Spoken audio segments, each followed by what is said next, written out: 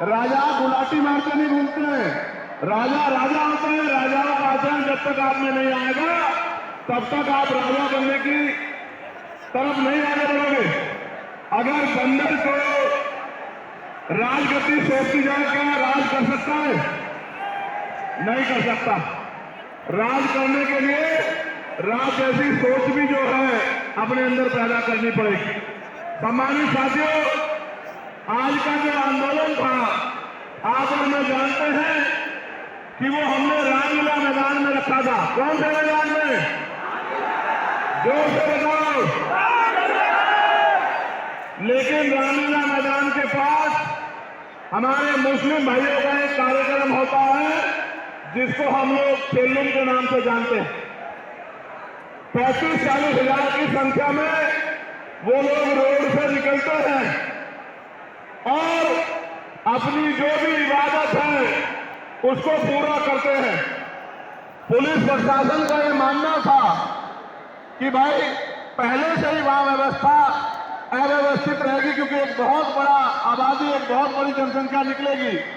अगर आपके लोग भी आ जाएंगे तो नुकसान हो सकता है, कोई टकराव हो सकता है, कहीं कोई आपराधिक तत्व का आदमी झगड़ा करा सकता है। तो आप अगर चाहें तो हम आपको परमिशन दे देंगे, लेकिन अगर आप खुद से मन में रखें और समझदारी दिखाएं तो ये समझौता, ये सम्मान का काम नहीं होगा। मैंने उनकी बात को सुना और मुझे महसूस हुआ कि हम प्रथम और अंत्य भारतीय हैं। हमारी भी भारत के प्रति उतनी जिम्मेदारी है जितनी कि दूसरे व्यक्ति की है। हम भी अपने देश को आगे बढ़ाना चाहते हैं। देश में भी जो हाशिए पे लोग हैं उनको आगे बढ़ाना चाहते हैं। तो हमें किसी भी तरह के अव्यवस्था में ना जाके अपने प्रोग्राम को कहीं और करना चाहिए। मैं जानता हूं कि जितने लोग अंदर हैं उससे 10 गुना लोग बाहर हैं, ग्राउंड में हैं, दिल्ली की सड़कों पे हैं, मैं जानता हूं। लेकिन आप महसूस करो, लाखों लोगों के पहुंचने के बाद भी एक मुझे देख के तो ये लोग उठ जाते हैं, वरना ऐसा नहीं है यार एक चीटी के बच्चे को भी कोई पे कह रहा है। देखो आप हमारी ताकत, यह है भीम आर्मी आजाद समाज पार्टी का बल। लेकिन मुझे आपसे बहुत सारी बातें करनी है। मैं अभी दूसरे देश में होकर आया। मैं जब दूसरे देश में गया मुझे उम्मीद नहीं थी कि इतना प्यार और सम्मान मिलेगा। आप ये देखो, मैं ऑस्ट्रिया गया तो लगभग 10 देश के लोग आए मिलने के लिए। जब मैं इटली गया तो कम से कम 40 देशों के लोग मिलने के लिए आए। हर आदमी ये कहता था कि भैया मैं अपने राष्ट्र की तरफ से, अपने देश की तरफ से, वहां रहने वाले बहुजन समाज के लोगों की तरफ से पैगाम लेके आया हूं कि भाई चंद्रशेखर आजाद हमारे स्टेट में भी आए, हमारी कंट्री में भी पहुंचे और आके अपनी बात को रखे।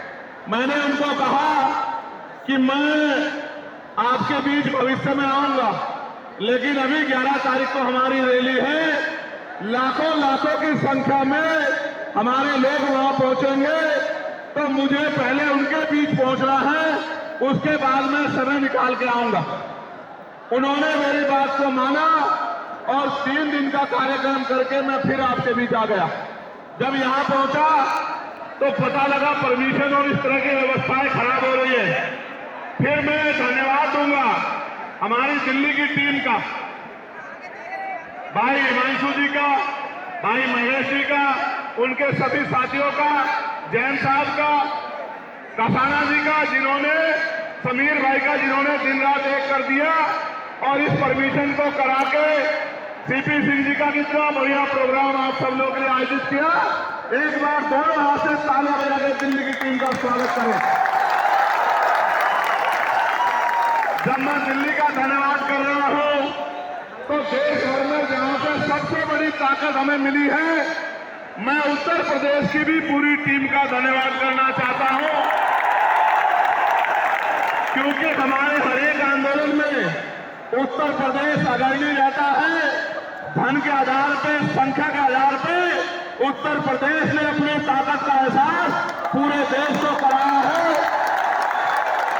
तो मैं उत्तर प्रदेश के प्रदेश अध्यक्ष का, वहां हमारे राष्ट्रीय कमेटी के सभी साथियों का, जो राष्ट्रीय कोर कमेटी के लोग रहते हैं, प्रदेश के पदाधिकारियों का, जिला विधानसभा के संगठनों का, हमारे भीम आर्मी के प्रदेश अध्यक्ष जी का, सभी साथियों का भी बहुत बहुत धन्यवाद करता हूं। एक बार इनके लिए भी जोरदार ताली हो जाए। उसके बाद मैं और आप सब लोग मिलकर स्वागत करेंगे नगीना लोकसभा के लोगों का, जिन्होंने एक एक वोट डालकर आपकी ताकत को बनाने का काम किया। दोनों को उठाकर ताली बजाकर स्वागत करें नगीना के लोगों का धन्यवाद कर दूं। बताओ कर दूं या नहीं कर दूं? बताओ नगीना के लोगों की इज्जत करते हो नहीं करते हो? बताओ नगीना के लोगों का सम्मान करोगे नहीं करोगे? बताओ नगीना तुम्हारे दिल में है या नहीं है? बताओ। तो मैं नगीना के साथियों का भी बहुत बहुत धन्यवाद करता हूं। अब आज के जो आयोजक कमेटी है, मैं उनका भी धन्यवाद करता हूं। अब मैं आपसे आग्रह करूंगा कि मुझे आपसे बहुत जरूरी विषय पर बात करनी है। अगर आप बोलते रहेंगे या कोई भी शोर आएगा तो मेरी बात आप लोगों तक नहीं पहुंच पाएगी। इसलिए मैं आपसे आग्रह करूंगा कि आप शांत हो जाएं। ये जगह कम है, मैं जानता हूं, इस वजह से बार बार अव्यवस्था हो रही है। अगली बार हम जब राष्ट्रीय अधिवेशन करेंगे तो वो इससे बड़े वाले मैदान में, जहां 50,000 लोग बैठ सकते हैं, जो इसके बराबर में है, 15 मार्च को अगला कार्यक्रम हम लोग वहीं करेंगे।